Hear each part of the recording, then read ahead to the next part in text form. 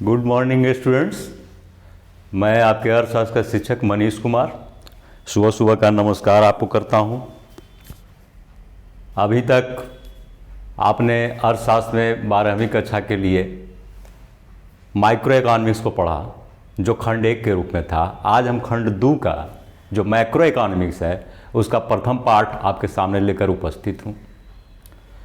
जैसा कि आपने पूर्व की कक्षा में जब हमने माइक्रो इकोनॉमिक्स से स्टार्ट किया था उस टाइम में कहा था कि इसका नाम सूक्ष्म अर्थशास्त्र है, और दूसरा पार्ट जो आज लेकर हम आए हैं इसका नाम व्यापक अर्थशास्त्र है, समष्टि अर्थशास्त्र है।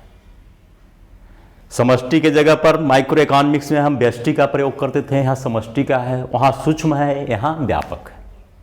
सिंपल सी बात है, सिंपल बातों में हम सिर्फ इतना ही कहें कि वहाँ इकाई का अध्ययन होता था, यहाँ समग्र का अध्ययन होता है। अब हम ये देखें कि समष्टि अर्थशास्त्र है क्या आखिर। दुनिया में जब से धरा पर मानव का प्रादुर्भाव हुआ है तब से संसाधन और उत्पादन के ढांचे में हर क्षण परिवर्तन होते आए हैं। संसाधन और उत्पादन के ढांचे में परिवर्तन कभी किसी चीज को ऊपर ले जाती है, किसी चीज को नीचे ले जाती है। इसी का परिणाम हुआ कि जैसे जैसे व्यवस्थाएं आर्थिक रूप से गहरी होती चली गई, व्यापार चक्र की स्थिति देखने को मिला। और व्यापार चक्र में कभी मंदी, कभी तेजी, यानी इकोनॉमी में अस्थायित्व का असंतुलन दिख पड़ रहा था। खासकर मंदी की जो अवस्था थी वो सारी इकोनॉमी के लिए एक चैलेंज बन रही थी। तब तक जो अर्थव्यवस्थाएं चलती थी उसमें जेबीसी का मार्केट लॉ का प्रभुत्व था। जेबीसी अपने मार्केट लॉ के तहत बोले कि पूर्ति अपनी मांग स्वतः उत्पन्न कर लेती है, यानी जो वस्तुएं उत्पादित होती है वह अपनी मांग स्वतः उत्पन्न कर लेती है, क्योंकि उत्पादन के प्रक्रिया में जो साधनों का हिस्सा मिलता है, साधनों को हिस्सा मिलता है, वो हिस्सा मार्केट में आता है और उस हिस्से के बराबर वस्तु की कीमत होती है, अतः वह वस्तु बिक जाती है। लेकिन दुनिया के सामने समस्या तब खड़ी हुई जब फर्स्ट वर्ल्ड वॉर के बाद वर्साय की संधि के उपरांत दुनिया के एशिया और अफ्रीका के अधिकांश देशों के गुलाम बनने के बाद, इंग्लैंड के औद्योगिक क्रांति के बाद और फिर धीरे धीरे पूरे यूरोप में औद्योगिक क्रांति के बाद 1930 में विकसित देशों में भयंकर मंदी देखी गई, जिसे हम 1930 की महान मंदी कहते हैं, तीसा की महान मंदी कहते हैं। सोचने को बाध्य कर दिया कि आखिर इस व्यवस्था में कहीं ना कहीं कमी है। जाहिर है वो व्यवस्था कैसी थी। जेबीसी की जो व्यवस्था थी, जेबीसी का जो सिद्धांत था वो माइक्रो इकोनॉमिक्स बेस्ड था, सूक्ष्म अर्थशास्त्र पर आधारित था।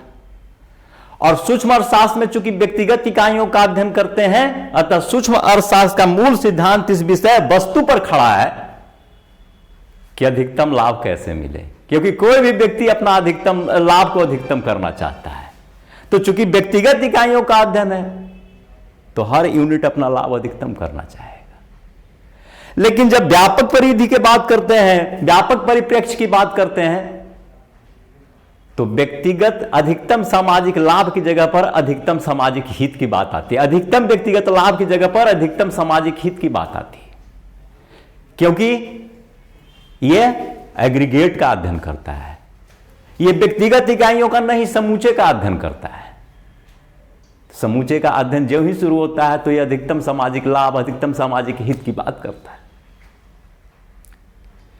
तो ये मैं यहां पर जो कुछ कहना चाह रहा हूं उसके आधारभूत में यही है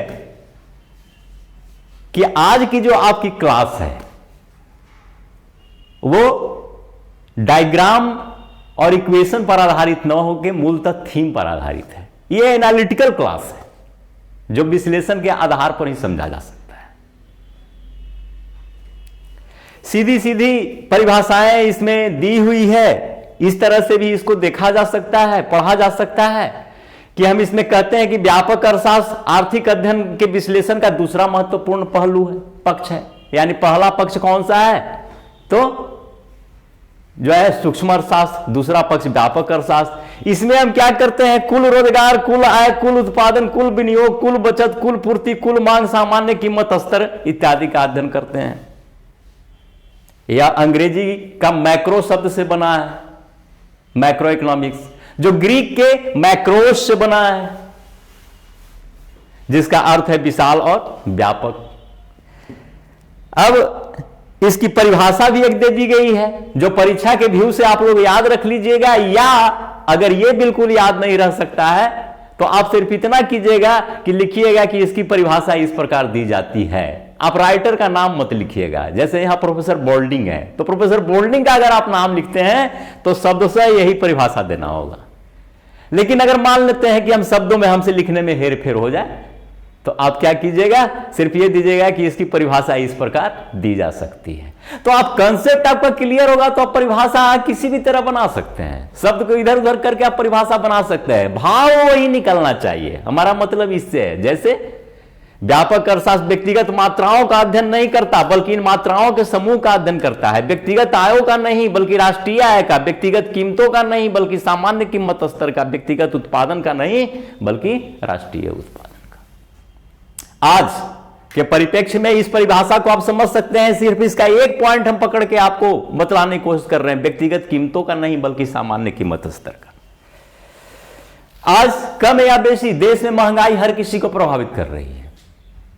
आप महंगाई शब्द की ज्यों ही चर्चा करते हो त्यों ही एक वस्तु की महंगाई की बात नहीं करते हो कि आज डालडा महंगा है कि चीनी महंगा है, आप ओवरऑल महंगाई की बात करते हो। यानी पूरी अर्थव्यवस्था में औसत कीमत स्तर क्या है, कहने का मतलब कीमत स्तर कहां जा रहा है। तो ये होल इकोनॉमी का ये अध्ययन कर रहा है। ऐसा हो सकता है कि किसी एक वस्तु की कीमत किसी विशेष परिस्थिति में बढ़े लेकिन बाकी वस्तुओं की कीमत नीचे रहे, तो औसत कीमत स्तर नीचे बताएगा, जो बताएगा कि हां महंगाई उतनी नहीं है। लेकिन जब कीमत स्तर हाई बता रहा है, इसका मतलब है कि अधिकांश वस्तुओं की कीमत ऊपर है।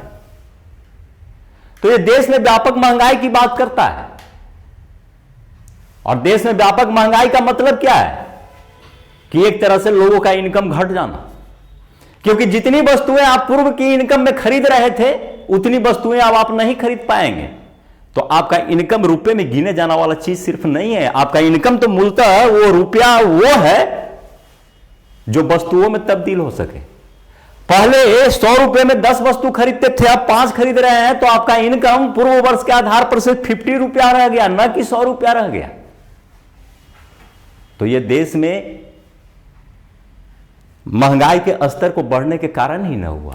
तो एग्रीगेट महंगाई का ना आपने अध्ययन किया, तो एग्रीगेट महंगाई का अध्ययन किया तो वो व्यापक अर्थशास्त्र के अंदर आ जाता है। चलिए थोड़ा सा हमारे समझ से ये सारी चीजें तो है और ये किताब में दी हुई है, यहां एक चर्चा भी है। इसमें चर्चा है कि इस पर सबसे पहले प्रकाश 1936 में जो है जॉन मेनार्ड केन्स, सबसे पहले तो नहीं याद दिया हुआ है कि 1936 में जॉन मेनार्ड केन्स जो इंग्लैंड के अर्थशास्त्री थे और पीगू के शिष्य थे, बहुत ही स्कॉलर व्यक्ति थे, और कहा जाता है कि आधुनिक जो यह अर्थशास्त्र है उसका ये मोड़ बिंदु थे जॉन मेनार्ड केन्स।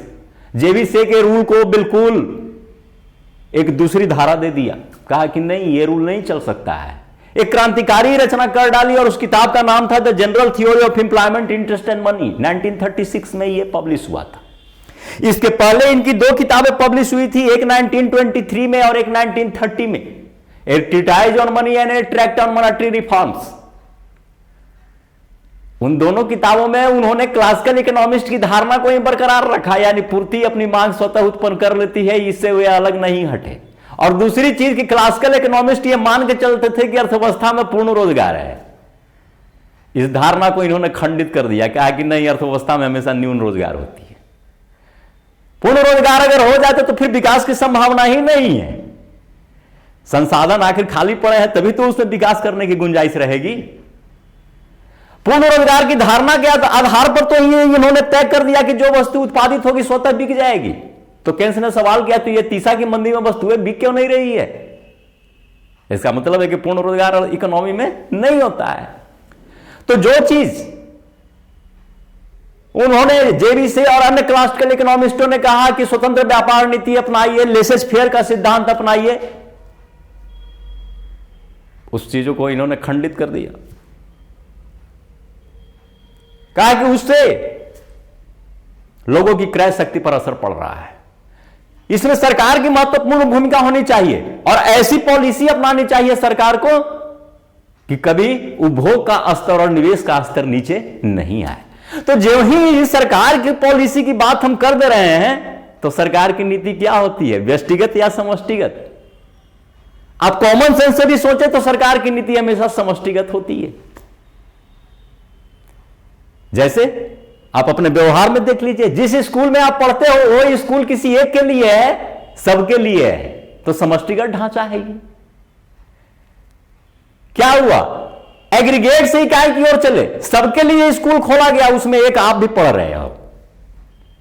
व्यष्टि में क्या होता था, यूनिट टू एग्रीगेट चलते थे, एक एक व्यक्ति के आय को जोड़ करके एक एक व्यक्ति को शिक्षित करो तो पूरा देश शिक्षित हो जाएगा। समष्टिगत में क्या कहता है, ऐसी शिक्षा नीति लाओ कि सब पर प्रभाव पड़े और सब कोई शिक्षित हो जाए, है ना। हम यही कह सकते हैं कि पैर में कांटा न गड़े, इससे बचने के लिए पूरी दुनिया को चमड़ी से मर दो, धरती को चमड़ी से मर दो, किसी के पैर में कांटा नहीं गड़ेगा। यह समष्टिगत हुआ, सबके लिए जमीन को ढक दिया गया। लेकिन हर व्यक्ति के पैर में जूते पहना के डाल दो, यह व्यष्टिगत हुआ। एक एक व्यक्ति को जूते बनाया गया, सबके जूते के रंग रूप आकार प्रकार भिन्न भिन्न है, यह व्यष्टिगत ढांचा हुआ। तो चले हम थोड़ा इसका इस तरह से विश्लेषण करें कि आप एक सिर्फ किताब का पाठक न बन करके कंसेप्चुअल समझ लाए। मैं समझता हूं कि अगर इस विश्लेषण को आप ध्यान से सुनेंगे तो आपको समष्टि और व्यष्टि अर्थशास्त्र या समष्टि अर्थशास्त्र को समझने में या उसको उससे संबंधित प्रश्नों के जवाब देने में आपको कठिनाई नहीं होगी। मैं यहां हट रहा हूं, आपके पाठ्य पुस्तकों में जिन बातों की चर्चा नहीं है मैं उसकी चर्चा यहां कर रहा हूं, लेकिन उसको समझने के लिए यह जरूरी है। ऐसे तो यहां दिया गया है कि सबसे ज्यादा इसको लोकप्रियता मिली 1936 में the general theory of employment interest and money के प्रकाशन के बाद। अब जो ये राइटर लिखने वाले हैं उनसे सवाल खड़ा किया जा सकता है कि 1936 में जनरल थ्योरी क्यों लिखा गया, क्या घटना घटी, क्या दुनिया में कोई और भी व्यवस्था थी जिसको केन्स ने देखा कि उस व्यवस्था में मंदी क्यों नहीं आ रही है, तो वो व्यवस्था का श्री गणेश किसने किया था। तो फिर आप के नाम पर ही ये क्यों चले कि समष्टि अर्थशास्त्र सबसे ज्यादा लोकप्रिय वहीं हो। आप जब भी दुनिया की हम पहली क्रांति की बात करते हैं, जब मजदूर वर्गों ने, आम जनता ने अपनी स्वतंत्रता के लिए आवाज बुलंद किया, तो वो पहली क्रांति थी फ्रांस की क्रांति, जिसमें कम्यून सिस्टम लागू हुआ। लाल रंग का जो है टोपी और झंडा पहली बार वहां इस्तेमाल किया गया।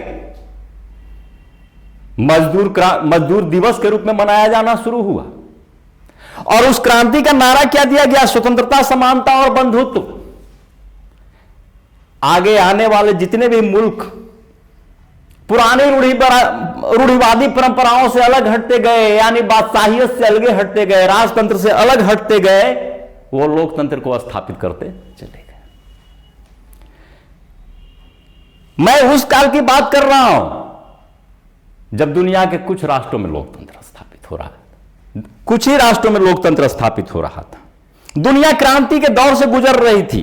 French revolution, American revolution, England की गौरवपूर्ण क्रांति, ये सब आप 1688 से लेकर 1800 के बीच की सारी घटनाएं घट रही है। यानी हम ये कहें कि 17वीं और 18वीं शताब्दी की घटना घट रही है। लेकिन दुनिया के बाकी मुल्क क्या थे, एशिया और अफ्रीका के देश क्या थे, तो गुलाम थे यूरोप के। अधिकांश यूरोप के और कुछ धनी एशियाई देशों के जैसे जापान वगैरह का कुछ समय के लिए बहुत अंत में आकर के मान ले सकते हैं। जाहिर था कि जो ताकतवर था वो संसाधनों पर कब्जा करके बैठा हुआ था और जो कमजोर था वो संसाधनहीन था, यानी प्रोडक्शन पर अधिकार बनाए हुए था। जाहिर है कि जब लेसेज फेयर का सिद्धांत काम कर रहा हो तो ऐसी अवस्था में लाभ अधिकतम करने के लिए निश्चित तौर पे जिसका संसाधनों पर अधिकार था वो लाभ का अधिकांश हिस्सा अपने पास रखे रह जाए। धन का संकेंद्रण होने लगा, जनरल आदमी के पास क्रय शक्ति नहीं रह गई। शुरू में तो प्रोडक्शन काफी तेजी से बढ़ते चला गया। उस प्रोडक्शन को खरीदने वाला आप कौन था? तो खरीदने वाला का तो धीरे धीरे संसाधनों पर से अधिकार आपने छीन लिया। वो सौदेबाजी करने की स्थिति में नहीं रह गया। जैसे भारत का ही देख लें, अंग्रेजों ने मील की सस्ती कपड़ा ला करके जो क्वालिटी में हमारे यहां के मलमल से कमजोर था भारत के मार्केट में परोस दिया। हमारे यहां की कपास से ही, हमारे यहां के मजदूरों से ही बनवा करके और भारत के मार्केट में इंग्लैंड के नाम से परोस दिया। मेरे यहां के जो मलमल बनते थे वो काफी बारीक बनते थे और क्वालिटी में काफी बेहतर होते थे। इस कारण उनका कॉस्ट ऊपर होता था, थोड़ा दाम ज्यादा होता था, लेकिन क्वालिटी बहुत बेहतर होती थी। खेती से लोगों को विस्थापित किया गया शेष भारत के, कार्नवालिस की भूमि नीति लागू हुई। कहने का मतलब क्या है कि यहां के लोगों का इनकम घटाते चले गए वो। परिणाम स्वरूप लोग कम कीमत वाले ही कपड़ा खरीदने के लिए तैयार हो गए। फलतः इंग्लैंड की कपड़ा बिकने लगी और भारत का मलमल बिकना बंद हो गया। तभी तो लोकोक्ति में कहा गया है कि अंग्रेजों ने भारतीय मलमल मजदूरों के, कारीगरों का हाथ काट दिया। हाथ काट दिया मीन्स रोजगार छीन लिया। अब जब रोजगार छीन लिया तो ये आप सोचिए कि वही मजदूर, वही कारीगर क्रेता थे एक समय में, आज क्या उनको खरीदने की कैपेसिटी उतनी रह गई? आप पूरे वर्ल्ड के उपभोग के बराबर सामान प्रोडक्शन कर रहे हो क्योंकि आप दुनिया से पूंजी बटोर रहे थे। पूंजी की आपके पास कोई कमी नहीं थी, लेकिन वर्ल्ड की 2/3 आबादी की क्रय शक्ति भी धीरे धीरे छीन होती चली गई। तो छीन होते चली गई तो उस अवस्था में आपका प्रोडक्शन बिके कैसे? तेजी से उभरती नई अर्थव्यवस्था अमेरिका इस मंदी का सबसे बड़ा जो है शिकार बना। वो शिकार इस कारण बना कि इंग्लैंड और अन्य यूरोपीय देश उससे कर्ज पर कर्ज लेते चले गए और ये खुद युद्ध में उलझते चले गए। आपको पता होगा कि अमेरिका को वर्ल्ड वार में इस कारण ही कूदना पड़ा था कि इंग्लैंड को जो हमने कर्ज दिया है वो कहीं डूब न जाए। अगर इंग्लैंड जीतेगा तभी तो मेरा कर्ज लौटेगा। तो सबसे ज्यादा पैसा खर्च किसका हुआ? अमेरिका का। तो मंदी का असर भी सबसे ज्यादा अमेरिका पर आया। हम बिल्कुल कह सकते हैं यहां पर कि यह आर्थिक विश्लेषण बिना ऐतिहासिक विश्लेषण के कंप्लीट हो ही नहीं सकता है। अगर कोई कोरी सिद्धांत से इसको समझने की कोशिश करेगा तो कभी भी समष्टि अर्थशास्त्र को समझ नहीं पाएगा। हम परिभाषा के रूप में 2-4 उदाहरण दे देंगे कि कुल रोजगार, कुल आय, यह क्लियर नहीं हो पाएगा। आप ध्यान दीजिए। तो इस तरह के जो है विषमता भरी आर्थिक नीतियों को देख करके एक अर्थशास्त्री का प्रादुर्भाव होता है। वो अर्थशास्त्री था कार्ल मार्क्स, जिसने समष्टि अर्थशास्त्र पर सबसे पहले व्यापक और वैज्ञानिक दृष्टिकोण प्रस्तुत किया। उसने हीगेल के द्वंद्ववाद सिद्धांत को आधार मान करके द्वंद्वात्मक भौतिकवाद का सिद्धांत लिखा और अपनी 2 पुस्तकों की रचना की। एक दास कैपिटल, जिसको कैपिटल भी कहते हैं, और दूसरा द कम्युनिस्ट मैनिफेस्टो। और उसमें सीधा उसने लिखा है कम्युनिस्ट मैनिफेस्टो में शुरुआत ही की है कि मानवीय सभ्यता का आज तक का इतिहास वर्ग संघर्ष का इतिहास है। आप देख रहे हैं ये इनकी लाइन से ही ये होता है। पूरे मानवीय सभ्यता की बात करते हैं, एग्रीगेट की बात करते हैं, पूरे वर्ग की बात करते हैं, यूनिट की बात नहीं करते हैं। और इन्होंने साफ कहा इसमें कि पूंजीवाद अपने ही दुर्गुणों का शिकार हो जाएगा, यानी अधिक लाभ के फेरे में समूची संपत्ति का मालिक बन बैठेंगे चंद मुट्ठी भर लोग, और बहुसंख्य जनसंख्या के पास खरीदने की शक्ति नहीं रहेगी, तो तय बात है कि उस अर्थव्यवस्था में मंदी आएगी ही। व्यापार चक्र की अवस्था कि उन्होंने कल्पना बहुत जल्दी जल्दी की, यानी जो व्यापार चक्र पहले कुछ देर से आते हैं, धीरे धीरे ये पूंजीवादी व्यवस्था में वो बहुत जल्दी जल्दी आते चली जाएगी। अब चलते हैं ये मार्क्सवादी सिद्धांत में आगे। उनकी ये जो है दास कैपिटल, उनकी एक क्रांतिकारी रचना थी। उस समय के अर्थशास्त्र में हम कहें कि वो ये इनका दास कैपिटल एक मोड़ बिंदु बन गया। ये भी एक मोड़ बिंदु बन गया, जैसे 1936 में केन्स का जनरल थ्योरी एक मोड़ बिंदु बन गया। आप देख सकते हैं ये दास कैपिटल है, जिसको हमने पढ़ने की कोशिश की, हालांकि बहुत क्लिष्ट है। तो जो है कार्ल मार्क्स की जो है थियरी पर आधारित 1917 की बोल्शेविक क्रांति हुई, और 1917 की बोल्शेविक क्रांति के बाद रूस में एक नई व्यवस्था का जन्म होता है, जिसको समाजवाद कहते हैं। साम्यवादी व्यवस्था का जन्म होता है। और उस साम्यवादी व्यवस्था में आप ये देखें कि 1917 में वो रूस की बोल्शेविक क्रांति के बाद 1930 में अमेरिका में और यूरोपीय देशों में महामंदी आती है, लेकिन वही 1930 में रूस अपने विकास की कदम को आगे बढ़ाते चला जाता है। निश्चित तौर पे यहां केन्स को सोचने के लिए बाध्य कर दिया होगा कि आखिर रूस की कौन सी अर्थव्यवस्था है जो मंदी से दूर है और अमेरिका में मंदी आई हुई है। आखिर क्या अंतर है दोनों की जो है बेसिक इकोनॉमिक जो है प्लानिंग में। तो इन्होंने साफ तौर पर समझा कि रूस की विकास योजनाओं के तहत हो रहा है, लेकिन यहां व्यक्तिगत हो रहा है, व्यक्तिगत तरीकों से हो रहा है। योजनाओं का मतलब क्या है कि योजना बनाने वाली सरकार होती है, और सरकार की कोई भी नीति समष्टि होती है, व्यष्टि नहीं होती है, सबके लिए होती है। सरकार पूरे देश के संसाधनों को रखते हुए इस बात को ध्यान में रखती है कि संसाधन को कैसे खर्च करें ताकि अधिकतम सामाजिक विकास हो। ऐसा नहीं हो कि आगे वाले आगे चले जाएं और पीछे वाले जो है और पीछे होते चले जाएं। सबको विकास का समान अवसर मिले, और सबको विकास का समान अवसर मिलने का मतलब क्या है कि जहां संपत्ति की अधिकता है वहां से संपत्ति हटा करके जहां कम संपत्ति वाले हैं उस पर खर्च किया जाए ताकि उसको भी अवसर मिले। तो एक तरह से यह समाजीकरण का सिद्धांत उसमें आता है। तो ये जो है निश्चित तौर पे केन्स ने रूस की इकोनॉमी का प्रेक्षण किया होगा। हालांकि चूंकि ये पूंजीवाद के समर्थक थे, अतः ये कह नहीं पाए कि हाँ रूस के जो है स्थिति को देख करके ही मैंने ऐसा निर्णय लिया। इन्होंने पूंजीवाद को बचाने के लिए क्या बोल दिया कि मार्क्स का दास कैपिटल कूड़े करकट का ढेर है। लेकिन वास्तविकता तो यही है कि the general theory of employment, interest and money देखने के बाद यही लगता है कि पूंजीवाद को विनाश से बचाने के लिए केन्स ने मार्क्सियन इंस्ट्रूमेंट को ही मरहम पट्टी के रूप में यूज किया, और तब 1930 में अमेरिका मंदी से बच पाई।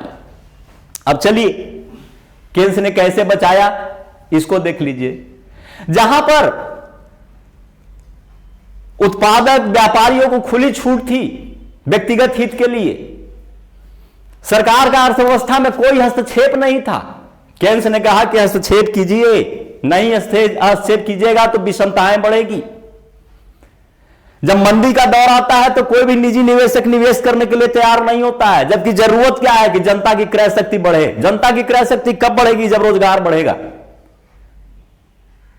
जब मंदी का हालत होता है ना, तो उस अवस्था में किसी निजी निवेशक को कितना हूं आप प्रोत्साहित कीजिएगा, वो यही कहेगा कि नहीं अभी मंदी का हालत है, अभी मैं पूंजी नहीं लगाऊंगा।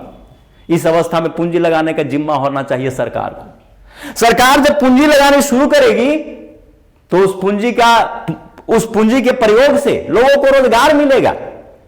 नए रोजगार वाले लोग के कारण मार्केट की क्रय शक्ति बढ़ेगी, और मार्केट की जब क्रय शक्ति बढ़ेगी तो वस्तुएं बिकने लगेगी। वस्तुएं बिकने लगेगी तो वो निजी उद्यमियों को भी लाभ मिलने लगेगा, और निजी उद्यमियों को थोड़ा सा भी लाभ मिलेगा तो वो उनकी प्रोत्साहन के लिए काफी है। और जब वो प्रोत्साहन उनको मिलने लगेगा तो वो निवेश करना शुरू कर देंगे। इसी कारण कहा गया है कि घोड़े को तालाब के किनारे लाया जा सकता है, लेकिन जबरदस्ती पानी उसको नहीं पिलाया जा सकता है। आप निवेशक को कहते रहिए, लेकिन मंदी काल में वो पूंजी निवेश करने को तैयार नहीं होगा। लेकिन सरकार यदि निवेश करती है तो कॉमन सी बात है कि सरकार निवेश करेगी तो लोगों को रोजगार मिलेगा। रोजगार मिलेगा तो आम जनता की क्रय शक्ति बढ़ेगी। आम जनता की क्रय शक्ति बढ़ेगी तो उपभोक्ता वस्तुएं को खरीदेंगे, वो उपभोक्ता वस्तु को खरीदेंगे तो जो निजी कंपनियां उपभोक्ता वस्तुएं बना रही है उनकी वस्तुएं बिकेंगी। जब बिकेंगी तो क्या होगा? बिकने का मतलब क्या है कि डिमांड बढ़ेगा। डिमांड बढ़ेगा तो क्या होगा? लाभ मिलना शुरू होगा। छोटी सी भी लाभ अगर मिलेगा तो वो निजी निवेशक को प्रोत्साहन के लिए काफी है, क्योंकि अब उनमें आशा जग जाती है कि अब लाभ की स्थिति शुरू हो गई है।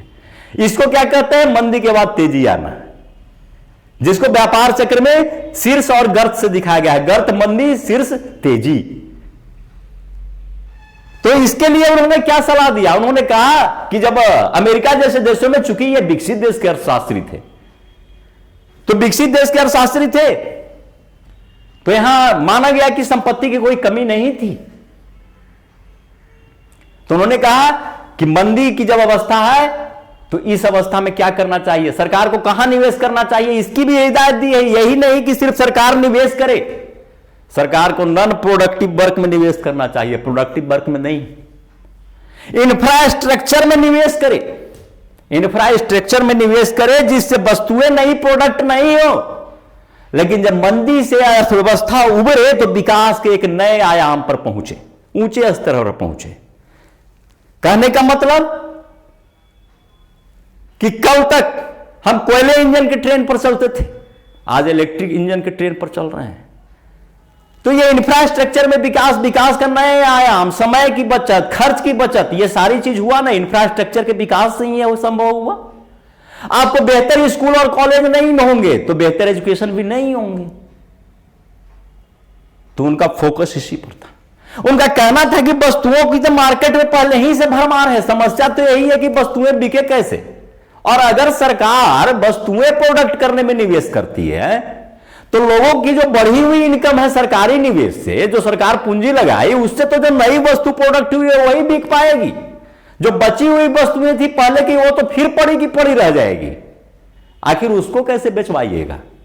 तो उसको बेचवाने का यही तरीका है कि सरकार इंफ्रास्ट्रक्चर में निवेश करे, रेल बनवाए, रोड बनवाए, अस्पताल बनवाए, स्कूल कॉलेज बनवाए, जिसमें लोगों को रोजगार तो मिले लेकिन कोई वस्तु का प्रोडक्शन नहीं हो। रोड के पत्ते तक बुआए ताकि लोगों को रोजगार मिले। अगर इससे भी मंदी दूर नहीं होती है तो मजाक में तो उसने यहां तक कह दिया कि खजाने के पूरे डॉलर को गड्ढे में डाल दो और मजदूरों से कहो कि आधे पर निकालें, तब तो उसकी क्रय शक्ति बढ़ेगी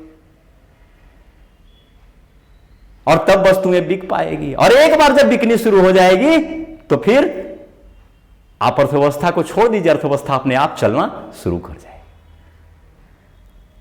तो एक तरह से सरकारी हस्तक्षेप यानी योजना को, एक तरह से योजना को मान्यता देते हैं केन्स। जो रूस में योजना पद्धति अपनाई थी, पंचवर्षीय योजना के माध्यम से देश का विकास करना शुरू किया था, उस योजना को केन्स स्वीकार कर लेते हैं और अपनी जनरल थ्योरी में 1936 में इस बात को वो लिखते हैं। 1945 में इसी को मद्देनजर रखते हुए उन्हीं के प्रयासों से दो अंतर्राष्ट्रीय मौद्रिक संस्थाओं का भी जन्म होता है, जिसमें जो ब्रेटन वुड्स सम्मेलन का परिणाम था, जिसमें एक को हम IMF कहते हैं और दूसरे को वर्ल्ड बैंक कहते हैं। एक को हम अंतर्राष्ट्रीय पुनर्निर्माण एवं विकास बैंक कहते हैं और दूसरे को अंतर्राष्ट्रीय मुद्रा कोष कहते हैं। आईबीआरडी भी उसी का नाम है, वर्ल्ड बैंक का ही है। एक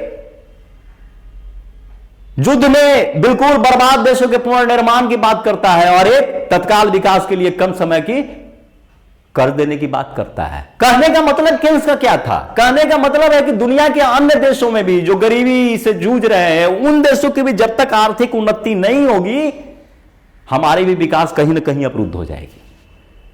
सीधी सी बात है। अगर हम पड़ोसी को देख करके खुश होते हैं कि पड़ोसी हमसे गरीब है, तो यह सिर्फ आपका मानवीय विकार है। अगर पड़ोसी हमसे गरीब है तो हम भी गरीब रहेंगे। हमको भी जितना विकास करना चाहिए उतना नहीं कर पाएंगे, क्योंकि पड़ोसी ही मेरा क्रेता है। अगर उसके पास खरीदने की क्षमता नहीं है तो मेरी वस्तुएं बिकेगी नहीं। आप सोच के देखें, हिंदुस्तान की आबादी 1 अरब 40 करोड़, अमेरिका की आबादी 32 से 34 करोड़। भारत की पूंजीपतियों से, भारत के सबसे बड़े पूंजीपति और अमेरिकी पूंजीपति के बीच इनकम का गुना भाग का अंतर 3 से 4 गुना है। मैं पूछता हूं कि अरे भैया, जब अमेरिका से 4 गुना 5 गुना ज्यादा कंज्यूमर इंडिया में है, तो भारत के सबसे बड़े पूंजीपति का इनकम तो बिल गेट्स से 4 गुना अधिक होना चाहिए था। फिर कम क्यों है? तो कम इसी कारण है कि भारत के लोगों के पास क्रय शक्ति अमेरिका इतना नहीं है। इस क्रय शक्ति को बढ़ाना होगा, यानी समष्टिगत ढांचा ऐसा तैयार करना होगा कि जिससे लोगों की क्रय शक्ति बढ़े। और वो क्रय शक्ति कहां से बढ़ेगी? सरकारी योजनाओं के सफल क्रियान्वयन से। और सरकारी योजनाओं का मतलब क्या है? सब पर एक तरह के नियम और कानून लागू, सारे के लिए एक पॉलिसी, यानी कुल बचत, कुल निवेश, कुल रोजगार, कुल आय में वृद्धि। यानी हम यह कहें कि देश का आय कैसे बढ़ेगा, देश की बेरोजगारी कैसे दूर होगी। तो बेरोजगारी के लिए क्या मिस्टर ए के लिए अलग नीति होगी, मिस्टर बी के लिए अलग और मिस्टर सी के लिए अलग, कि सबके लिए सरकार एक ही पॉलिसी निकालेगी? अगर रेलवे में वैकेंसी होती है तो यह थोड़े कहा जाता है कि इसमें ए व्यक्ति भरेगा, बी नहीं भरेगा। सबके लिए एक पॉलिसी। सीधी सी है कि यह समष्टिगत आर्थिक ढांचा है। तो जनरल थ्योरी को भी हमने पढ़ने की कोशिश किया था। देखिए, केन्स का यही जनरल थ्योरी है। कहा जाता है कि आज के युग में अर्थशास्त्र का यह सबसे महत्वपूर्ण किताब है और अर्थशास्त्र में यह क्रांति है। चलिए, अब हम आते हैं कुछ दूसरी बात पर। मैंने पहले ही कहा है कि यह क्लास एनालिटिकल है और थीम पर आधारित है। अगर दिमाग लड़ा के सोचने की कोशिश कीजिएगा तो बहुत कुछ इस क्लास में है, वरना ऐसा भी आपको लगेगा कि सिर्फ फिलॉसफी झाड़ा जा रहा है। हम आते हैं, एक किताब हम पढ़ रहे थे इतिहास में। आप सोच लीजिए, कार्ल मार्क्स इतना बड़ा अर्थशास्त्री था, उसने ही कहा कि इतिहास की भौतिकवादी व्याख्या किए बिना कुछ नहीं हो सकता है। आप समझ ही नहीं सकते हैं कि उत्पादन की ढांचा में संघर्ष कैसे रहा, उत्पादन की ढांचा किस तरह का रहा। तो यानी अर्थशास्त्र का इतिहास से जबरदस्त जुड़ा है। अगर ये कोई अर्थशास्त्र का विद्यार्थी कहता है कि मैं शुद्ध अर्थशास्त्र पढ़ता हूं, इतिहास नहीं पढ़ता हूं, तो वो आधा अधूरा है या दुनिया से झूठ बोल रहा है। जब तक इतिहास की वो आर्थिक व्याख्या नहीं करेगा, वो अर्थशास्त्र के नियम को अप्लाई भी नहीं कर सकता है। तो मैं एक इतिहास से किताब पढ़ रहा था, एक भारतीय लेखक ही है, पता नहीं कि कोई भी बहुत बड़े पद पर है क्या, लेकिन उन्होंने जो लिखा मेरी नजरें थोड़ी सी घूम गई। प्रियमबद्ध उनका नाम है। भारतीय राजनीति के 2 आख्यान किताब में उन्होंने इस बात की चर्चा की है कि क्या स्वतंत्रता और समानता दोनों एक साथ हो सकती है। जो फ्रांस के नारा था स्वतंत्रता, समानता और बंधुत्व, उसमें उन्होंने इस बात की चर्चा की। आप देखिए, व्यष्टि अर्थशास्त्र और समष्टि अर्थशास्त्र में एक बहुत बड़ी फर्क है। यह स्वतंत्रता और समानता शब्द को ही लेकर के फर्क है। आप जो ही सूक्ष्म अर्थशास्त्र की बात करते हो या व्यक्तिगत स्वतंत्रता की बात करता है, हर कोई स्वतंत्र है अपने अपने अवसर से लाभ उठाने के लिए। व्यक्तिगत हित सर्वोपरि है यहां, क्योंकि इकाइयों का अध्ययन है, यानी हर कोई स्वतंत्र है। तो जब हर कोई स्वतंत्र है तो आप इसमें देख रहे हो कि हर कोई अधिक लाभ कमाने के फेर में हमेशा होता है, तो फिर समानता कैसे होगी?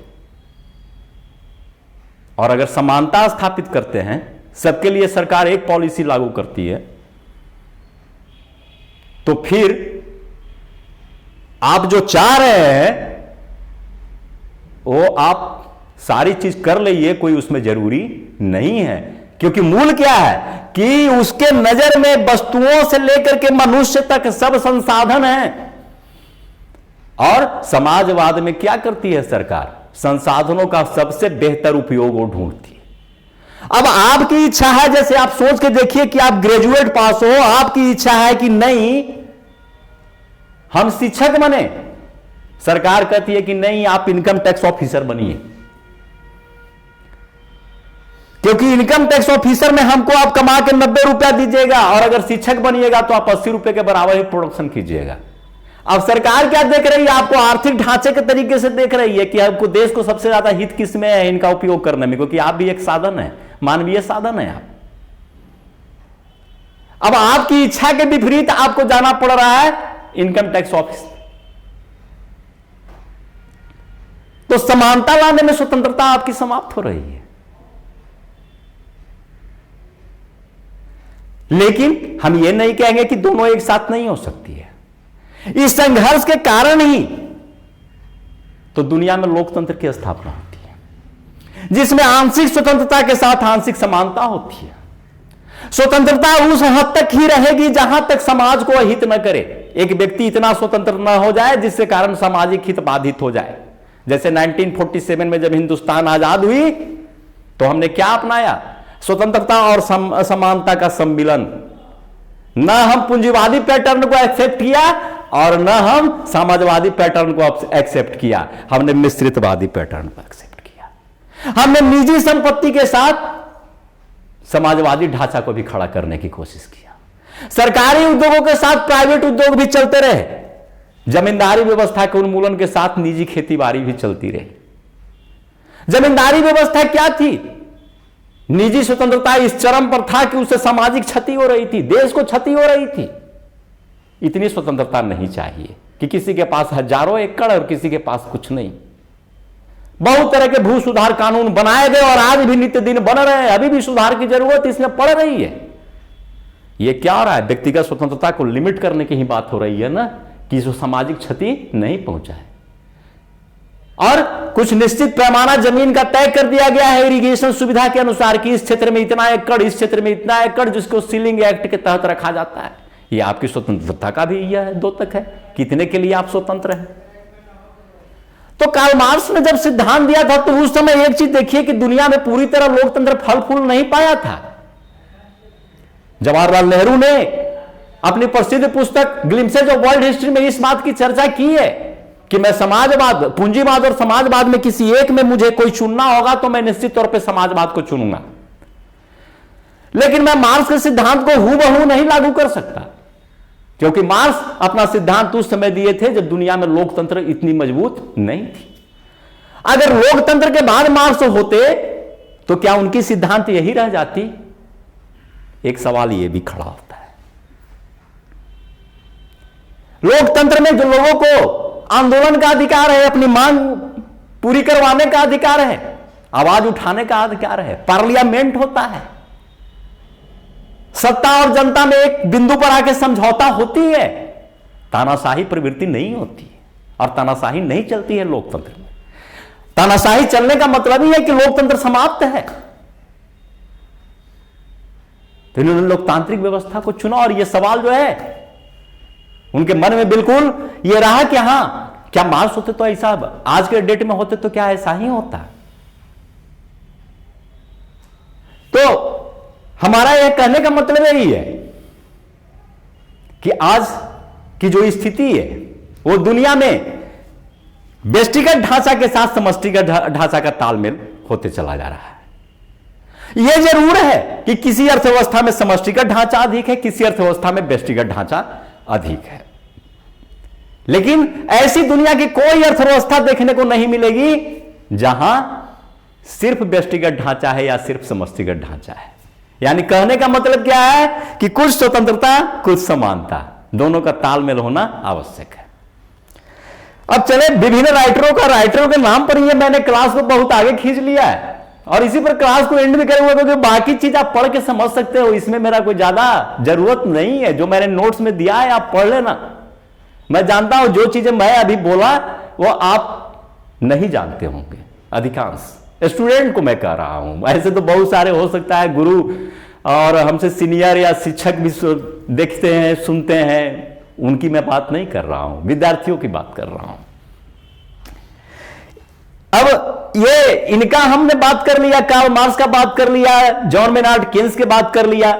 जॉन मेनार्ड केन्स ने अमेरिका को मंदी से निजात पाने के लिए जनरल थ्योरी तो लिखा ही, इसके बाद फ्रेडरिक डी रूजवेल्ट को एक पत्र लिखा जिसमें उन्होंने सारे पॉलिसियों को बताया कि क्या क्या आपको अपनानी चाहिए, और वही पॉलिसी बताया जो मैंने आपको चर्चा की है। टैक्सेशन अमीरों पर अधिक लगाइए, गरीबों पर टैक्सेशन कम कीजिए, सरकारी निवेश कीजिए, इस तरह की बातें उन्होंने ये किया। और अर्थव्यवस्था में हस्तक्षेप कीजिए ताकि सेविंग और इन्वेस्टमेंट का संतुलन बना रहे, बचत और विनियोग का संतुलन बना रहे, समग्र मांग समग्र पूर्ति के बराबर हो। जो आप आगे की कक्षा में पढ़ेंगे कि समग्र मांग क्या है, समग्र पूर्ति क्या है, बचत क्या है, निवेश क्या है, बहुत ही इंटरेस्टिंग है।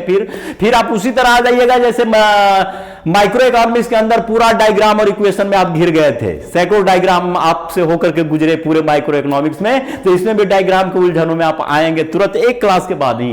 इसके बाद एक क्लास और होगी इस तरह का, और उसके बाद ही आप आ जाएंगे या संभवतः सेकंड कक्षा से। तो ये सारी चीजें हुई। इसके बाद कई अर्थशास्त्री ऐसे हुए जिन्होंने समष्टिगत ढांचा पर काफी कुछ लिखा। उसमें एक भारतीय अर्थशास्त्री का भी नाम आता है जो व्यष्टिगत ढांचा से होते हुए समष्टिगत ढांचा की ओर लिखने का प्रयास किया, और जिनको नोबेल पुरस्कार से सम्मानित किया गया। उनकी ये खास किताब का नाम से ही आपको स्पष्ट हो रहा है, और यह है अमर्त्य सेन, जो नोबेल पुरस्कार से सम्मानित भारतीय अर्थशास्त्री। किताब के नाम से ही स्पष्ट हो रहा है कि यह व्यष्टिगत है या समष्टिगत। गरीबी और अकाल, गरीबी किसी एक की समस्या नहीं होती है, पूरे समुदाय की समस्या होती है। अकाल किसी एक की समस्या नहीं होती है, पूरे समुदाय की समस्या होती है। तो इन्होंने समष्टिगत ढांचा पर प्रकाश डाला। समष्टिगत ढांचा के माध्यम से यह बतलाने की कोशिश की है कि गरीबी क्यों आती है, अकाल क्यों पड़ते हैं, अकाल से गरीबी का क्या ताल्लुकात है। इन्होंने विभिन्न देशों का इसमें आंकड़ों का संकलन किया है, विभिन्न देशों का सर्वे किया है, जहां जहां खास करके अफ्रीकाई मुल्क का और भारतीय उपमहाद्वीप के मुल्क का, क्योंकि इनका जन्म उस समय हुआ है जब बंगाल में भीषण अकाल था। उस समय यह 12 वर्ष के थे। हृदय से जो है कलकत्ता के निवासी थे, कलकत्ता में ही भूख से मरने वाले की संख्या सबसे ज्यादा थी। हृदय से ये छोटा सा बच्चा पिघल गया, इसको लगा ये अकाल इस तरह की स्थिति ला देती है, अमानवीयता का इतना क्रूर चेहरा देखने को मिला, और इनके दिमाग में अकाल ऐसा अटका कि अकाल ही इनकी शोध की विषय वस्तु बन गई।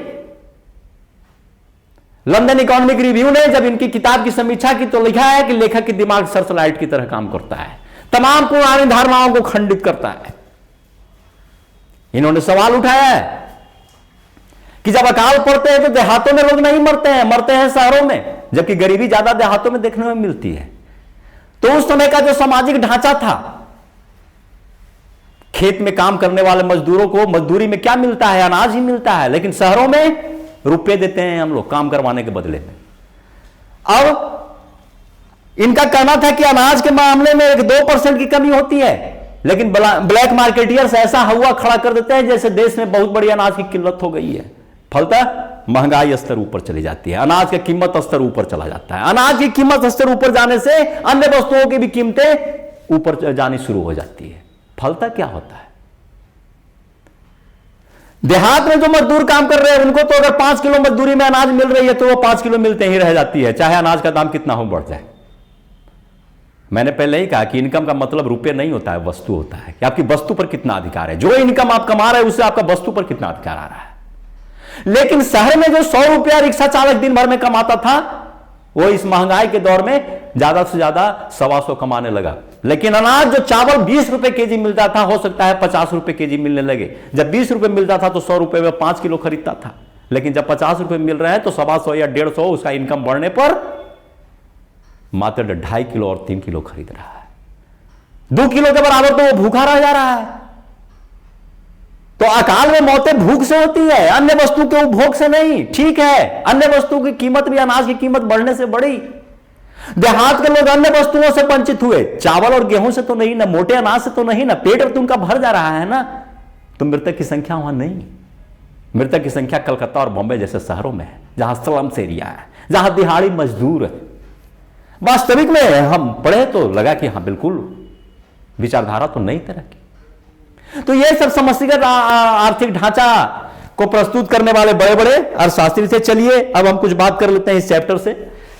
इसमें हमने ये किया है इसकी विशेषता क्या है? समष्टि अर्थशास्त्र की संपूर्ण अर्थव्यवस्था संबंधित है, इसको आप समझ ही चुके हैं। समष्टि आर्थिक चर है। समष्टि आर्थिक चर में क्या क्या रखे जाते हैं जिस पर यह समष्टि अर्थशास्त्र फोकस करता है, जिसमें मूल रूप से आता है समग्र मांग, समग्र पूर्ति, कुल रोजगार, कीमत स्तर, जनसंख्या, ये सब समष्टि आर्थिक जो है चर है। जैसे अभी हम जनसंख्या नियंत्रण की बात कर रहे हैं, तो जनसंख्या नियंत्रण क्या किसी एक के लिए है? वो पॉलिसी सब पर लागू होगी, जो कानून बनेगा वो, या जो कानून अभी है वो भी सब पर लागू है। तो ये सब समष्टिगत आर्थिक ढांचा में है। समष्टि उपकरण है, इसमें उपकरण क्या क्या है? तो देश की इकोनॉमी को संभालने के लिए कई उपकरण अपनाने पड़ते हैं, जैसे राजकोषीय नीति, जो सरकार द्वारा नीति अपनाई जाती है उसको राजकोषीय नीति कहते हैं, यानी कर का ढांचा क्या होगा, सार्वजनिक खर्च क्या होगा, सरकार कितना खर्च करती है, खर्च बढ़ाना है, घटाना है, क्या करना है। जब देश में महंगाई है तो खर्च कम कर दीजिए, सरकारी खर्च कम हो। जब देश में सस्ती है तो सरकारी खर्च बढ़ा दीजिए, ताकि लोगों को रोजगार मिले, क्रय शक्ति बढ़े, जिससे उद्योग जगत को मुनाफा हो। फिर मौद्रिक नीति है, जो रिजर्व बैंक अपनाती है, यानी देश की मौद्रिक संस्थाओं का जो सर्वे सर्वा है रिजर्व बैंक, उस नीति को हम कहते हैं मौद्रिक नीति। जैसे ब्याज दर बढ़ाना, घटाना। अगर ब्याज दर बढ़ाती और घटाती है रिजर्व बैंक, तो क्या इसका असर सिर्फ एक व्यक्ति के पर पड़ता है, बल्कि पूरे जनता पर पड़ता है। तो यह समष्टिगत नीति है। इसी तरह व्यापार नीति, विदेश से व्यापार करने की मेरी क्या नीति होगी, तो सारे व्यापारियों पर पड़ेगा, और व्यापारी के साथ साथ कंज्यूमर पर भी पड़ेगा, सब पर पड़ेगा। तो ये हम एक तरह से क्या कह सकते हैं कि समष्टि नीतियां सूर्य के प्रकाश की भांति होती है, जो सब घरों पर बराबर पड़ती है ना। अब समष्टि अर्थशास्त्र के क्षेत्र एवं महत्व, इसके क्या क्या महत्व हैं? तो महत्व है कि आय एवं रोजगार सिद्धांत को जो है ये रोजगार निर्धारण में ये विभिन्न तत्व जैसे प्रभावपूर्ण मांग, कुल पूर्ति, कुल उपभोग, निवेश, गुणक के साथ रोजगार की समस्याओं का अध्ययन करते हैं। मैं फिर एक बार यहां दोहरा दूंगा कि ये जितने भी हैं कि इन समस्याओं का अध्ययन करता है, इसमें एक भी टॉपिक आपके समझ में अभी नहीं आ रहा होगा। तो हमको जहां तक लगता है कि इसको सिलेबस में, समष्टि अर्थशास्त्र के इंटर के सिलेबस में इसको लास्ट में देना चाहिए, ताकि बच्चा जो स्टूडेंट है वो प्रभावपूर्ण मांग जान जाए, कुल पूर्ति जान जाए, कुल उपभोग जान जाए, तब तो समझ में आएगा कि हाँ इसका क्या उपयोग है समष्टि अर्थशास्त्र में। लेकिन संजोग से सिलेबस, चाहे अब हम उसको जो कहें, त्रुटिपूर्ण हो या नहीं हो, मैं ये तो नहीं कहूंगा, लेकिन इसको सबसे पहला चैप्टर में डाल दिया गया है। ये सब बारी बारी से क्रम से आगे वाले चैप्टर में आ रहे हैं। अब हम यहां आपको पढ़ा रहे हैं, सिंपल सी बात है कि आप प्रभावपूर्ण मांग को समझ पा रहे हैं, कुल पूर्ति को आप समझ पा रहे हैं, या कुल उपभोग को आप समझ पा रहे हैं? नहीं समझ पा रहे हैं। तो यहां पर तो आप रट रहे हैं इसको, और ये पूरे एक चैप्टर में है प्रभावपूर्ण मांग, एग्रीगेट डिमांड जो है वो। इसको हम आगे के चैप्टर में समझेंगे। चलिए अभी इतना दिमाग में रखिए। यह है, ठीक है, सामान्य कीमत स्तर तथा मुद्रास्फीति का सिद्धांत, महंगाई, मंदी, इन सबों का अध्ययन हम इसमें करते हैं। इसके बाद व्यापार चक्र का सिद्धांत, व्यापार में तेजी और कमी का जो है, आर्थिक विकास का सिद्धांत, कैसे किसी देश का आर्थिक विकास हो, इस संबंध में नीति तो सरकार ही बनाएगी ना, और सरकार की नीति तो पूरे देश पर एक साथ लागू होती है सूर्य के प्रकाश की भांति। चलिए, आर्थिक विकास के अध्ययन का महत्वपूर्ण स्रोत भी है। उसके बाद वितरण का समष्टि सिद्धांत है, यह निर्धारित करता है कि देश के कुल उत्पादन में लगान का कितना हिस्सा होगा, ब्याज का कितना हिस्सा होगा, मजदूरी का कितना हिस्सा है, और लाभ का कितना हिस्सा है। ये उच्च क्लासों में फिर इसका वितरण का जो है समष्टि परक सिद्धांत आपको पढ़ना है। उसके बाद है समष्टि अर्थशास्त्र का महत्व क्या है, कि सरकारी आर्थिक नीतियों का निर्माण समष्टि अर्थशास्त्र के माध्यम से हम करेंगे, जैसे विनियोग नीति, उपभोग नीति, बचत नीति, ये सारा चीज जो है हम नीति का निर्माण समष्टि अर्थशास्त्र से ही करते हैं। आर्थिक विकास की बात तो समष्टि अर्थशास्त्र के अध्ययन के माध्यम से ही हम आर्थिक विकास की बात करते हैं, है ना। और अर्थव्यवस्था का समूचा अध्ययन, ये पूरे की पूरे अर्थव्यवस्था का अध्ययन करता है, ये इसका महत्व है। जैसे जनसंख्या, रोजगार स्तर, राष्ट्रीय आय, संसाधन, मंदी, स्फीति आदि का संपूर्ण बनावट का अध्ययन करता है। अब सूक्ष्म अर्थशास्त्र के अध्ययन में भी ये सहायक है। सूक्ष्म अर्थशास्त्र के अध्ययन में सहायक है कि किसी, हम जैसे सूक्ष्म अर्थशास्त्र में यूनिट का अध्ययन करते हैं, तो यूनिट के अध्ययन में क्या है कि किसी एक फर्म की वस्तु की कीमत क्या होगी, ये हम तय करते हैं सूक्ष्म अर्थशास्त्र में, नहीं उस विशेष वस्तु की मांग और पूर्ति के आधार पर। लेकिन आप सोच के देखिए कि क्या किसी वस्तु की कीमत सिर्फ उसकी मांग और पूर्ति के आधार पर तय होती है? नहीं, दूसरी वस्तुओं की मांग और पूर्ति भी प्रभावित करती है। जैसे अभी आपने पढ़ा कि अनाज के दाम बढ़ गए तो अन्य वस्तुओं के दाम बढ़ गए, आज पेट्रोल महंगा है तो अन्य वस्तुएं भी महंगी होती चली जा रही है। तो एक वस्तु की मांग पूर्ति का इफेक्ट दूसरे पर भी पड़ता है। तो ये समष्टिगत आर्थिक ढांचा में आ जाता है। यानी यहां लिखा हुआ है किसी फर्म के उत्पादन में रोजगार में कीमत संबंधी समस्याओं का निर्धारण कुल उत्पादन, कुल रोजगार एवं सामान्य कीमत स्तर पर निर्भर करता है। ये पूरे पर ही निर्भर एवं पूरे से प्रभावित है, पूरे पर निर्भर। जैसे रोजगार नीति ही ले लीजिए। आज मान लेते हैं कि प्राइवेट सेक्टर में अगर किसी व्यक्ति को 15,000 रुपए तनख्वाह मिल रही है, तो 15,000 तनख्वाह तभी मिल रही है जब उस सेम पैरेलल काम करने वाले व्यक्ति को सरकारी जगहों पर, उसी पद पर रहने पर सरकारी जगहों पर कम से कम 20-25 हजार रुपया मिल रहा है, तभी उसको 15,000 मिल रहा है। अगर सरकार में ही उसको 10,000 दिया जाता तो प्राइवेट कंपनी तो और अधिक मुनाफे के चक्कर में उनके वेतन में कटौती करते और 6-7 हजार उनको देते। जैसे अभी आप देख लीजिए कि कोरोना काल में हमने देखा, जहां पर हम रह रहे हैं पटना गया रेलखंड पर, तो ट्रेनों की आवाजाही कुछ क्षण के लिए बाधित हुई या 1-2 ट्रेन चले जिनकी भाड़ा स्पेशल ट्रेन के नाम पर तिगुनी हो गई, तो बस भाड़ा तिगुनी कर दिए। यानी और जब कुछ नहीं ट्रेन चल रहे थे, बिल्कुल बंद थे, तो बस भाड़ा मनमाना था। कहने का मतलब क्या है कि सरकार की पॉलिसी पर ही प्राइवेट की भी पॉलिसी डिपेंड कर जाती है, क्योंकि कंपटीशन हो जाता है। आप वहां जो है ट्रेन भाड़ा कम है तभी बस भाड़ा भी कम रहता है। अगर ट्रेन भाड़ा ऊंची हो जाए तो निश्चित तौर पर बस भाड़ा और ऊंची हो जाएगी। तो ये अंतर्राष्ट्रीय तुलना तो हम बिल्कुल समष्टिगत ढांचा पर नहीं कर सकते हैं। किसी देश की राष्ट्रीय आय क्या है, 2 देशों की राष्ट्रीय आय तो समष्टि अर्थशास्त्र का ही बात है ना। 2 देशों का आयात एवं निर्यात का तुलनात्मक अध्ययन, रोजगार का तुलनात्मक अध्ययन। चलिए इस सब पर कोई विशेष ज्यादा ध्यान आप पढ़ लीजिएगा, और हम नहीं समझते हैं कि बहुत कठिन चीज है। समष्टि अर्थशास्त्र की सीमाएं क्या है, तो इसकी कुछ सीमा है।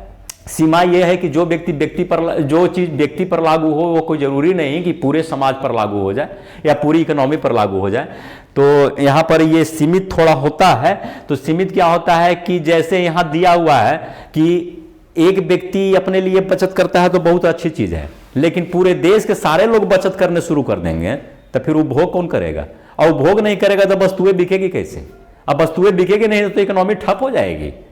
तो एक व्यक्ति का बचत अच्छा है, लेकिन पूरे राष्ट्र का समूचे लोगों की बचत अर्थव्यवस्था के लिए सही नहीं है। उसी तरह से हम एक बात और कर सकते हैं कि यदि एक व्यक्ति बैंक से पैसा निकालता है तब तो ठीक है, अगर एक ही टाइम में सारे लोग बैंक से पैसा निकालने चल जाए तब तो बैंक दिवालिया हो जाएगा। तो सारे जहां आ गया वहां समष्टि, और एक है तो व्यष्टि, तो लिमिट कर रहा है ना समष्टि को। तो हम वही कह सकते हैं कि दोनों के बीच में संतुलन होना चाहिए। तीसरी बात है कि व्यक्तिगत इकाइयों की अवहेलना। इसमें हम क्या करते हैं कि समष्टि अर्थशास्त्र में संपूर्ण समाज पर ध्यान दिया जाता है, जबकि व्यक्तिगत या इकाइयों या छोटे छोटे समूह जिनसे समाज या अर्थव्यवस्था की रचना होती है की अवहेलना कर जाते हैं। क्या होता है कि जब एग्रीगेट का अध्ययन करते हैं तो कई छोटे छोटे चीज छूट जाते हैं, और उन्हीं छोटे चीजों से पूरी इकोनॉमी बनी है। ठीक है, हम एक पॉलिसी लागू कर देते हैं, तो वो पॉलिसी से उस पर्सनल व्यक्ति को कितना बेनिफिट हो रहा है इसकी भी जानकारी लेने की जरूरत है। तो जब ही उस पर्सनल व्यक्ति के पास हम जाते हैं तो वो उस टाइम वो आपको सूक्ष्म अर्थशास्त्र बन जाता है।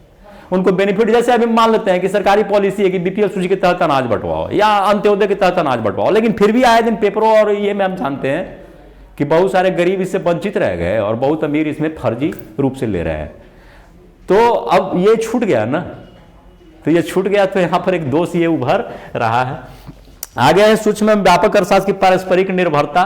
तो पारस्परिक ये एक दूसरे रूप से निर्भर है। लोग क्या समझते हैं कि ये परस्पर विरोधी है, परस्पर विरोधी नहीं है, क्योंकि अभी आपने देखा, मैं व्यवहारिक रूप से ऐतिहासिक रूप से हम आपको बताया कि स्वतंत्रता भी जरूरी है, समानता भी जरूरी है, और स्वतंत्रता समानता दोनों एक साथ होना थोड़ा मुश्किल लग रहा है। हो सकता है किसी दूसरे की फिलॉसफी से हो जाए, हमारे समझ से तो नहीं हो पाता है कि एक बार दोनों पूर्ण रूप से हो जाए। तो दोनों के बीच में संतुलन है। तो स्वतंत्रता प्रतीक है व्यष्टि का और समानता प्रतीक है समष्टि का, तो दोनों के बीच में संतुलन होनी चाहिए। यानी तो इसी कारण यहां पर लिख दिए हैं, किसी अर्थशास्त्री ने, सैमुअल्सन ने ही लिखा है, सैमुअल्सन का किताब का नाम है इकोनॉमिक्स।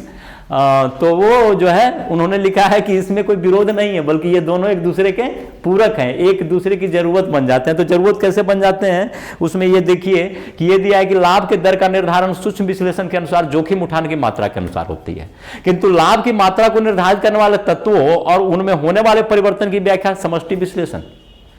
एक साहसी कितना जोखिम उठाता है इस पर लाभ डिपेंड करता है, लेकिन लाभ तो ये तो उस पर्सनल व्यक्ति का अपना तब निर्णय हुआ ना जब पूरे राष्ट्रीय पॉलिसी को जान लिया। तो राष्ट्रीय पॉलिसी के तहत ही कोई अपना बिजनेस करता है ना कि इसमें मेरा क्या होगा। जैसे हम मान लेते हैं कि हम बैंक से लोन निकाल करके बिजनेस करना चाह रहे हैं, तो हम बैंक से लोन निकाल के तो हम बैंक का इंटरेस्ट देखेंगे, और फिर हम ये देखेंगे कि उस बिजनेस में हमको क्या इंटरेस्ट मिल रहा है, यानी बिजनेस से मुनाफा क्या मिल रहा है, दोनों की तुलना करेंगे। अब दोनों की तुलना करने पर यदि बैंक का इंटरेस्ट अधिक है तो हम बिजनेस नहीं करेंगे। तो ये क्या हुआ, समष्टिगत नीति पर डिपेंड हो गया यहां पर, तो एक दूसरे का पूरक बन रहा है ना। और मान लेते हैं वही कि हाँ कितना ही इंटरेस्ट ऊंचा हो लेकिन उससे भी ज्यादा प्रॉफिट हो रहा है तो हम फिर भी लोन निकाल करके हम बिजनेस करेंगे, है ना।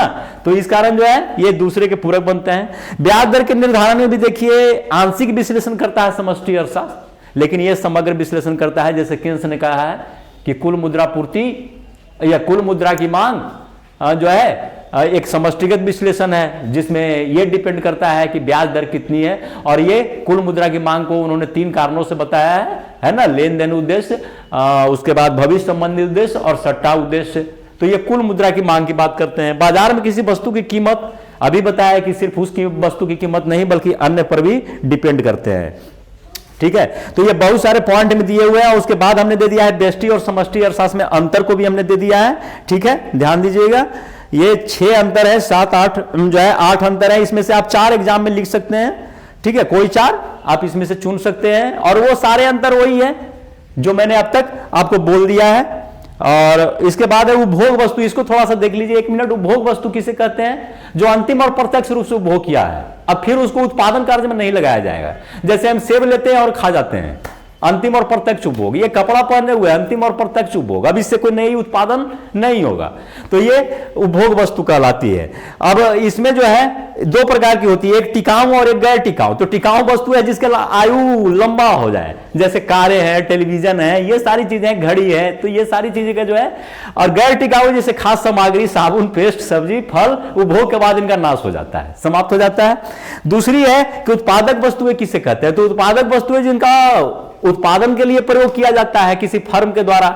और ये क्या करते हैं, उत्पादक वस्तु मानवीय आवश्यकता को अप्रत्यक्ष रूप से संतुष्ट करते हैं। ध्यान दीजिए, उपभोग वस्तु प्रत्यक्ष रूप से करेगा लेकिन उत्पादक वस्तु अप्रत्यक्ष रूप से, क्योंकि उत्पादक वस्तु के माध्यम से ही तो फाइनल गुड्स का प्रोडक्शन हुआ है। तो ये मानवीय आवश्यकता को अप्रत्यक्ष रूप से, जैसे मान लेते हैं कि ये मोबाइल बना होगा लेंस वगैरह से या जो है मेटल से, तो वो मेटल क्या हुआ, मोबाइल हमको डायरेक्ट संतुष्टि दे रहा है लेकिन वो मेटल इनडायरेक्ट दे रहा है ना, वो मेटल नहीं होता तो ये मोबाइल नहीं बनता, तो इनडायरेक्ट उसमें भी है। चलिए, ये 2 प्रकार की है, एक को मिडिल गुड्स मध्यवर्ती वस्तु कहते हैं और दूसरे को पूंजीगत वस्तु कहते हैं। मध्यवर्ती वस्तु हम उसको कहते हैं कि जिसका अंतिम उपयोग उपभोग न हो बल्कि उत्पादन में कच्चे माल के रूप में प्रयोग किए जाए।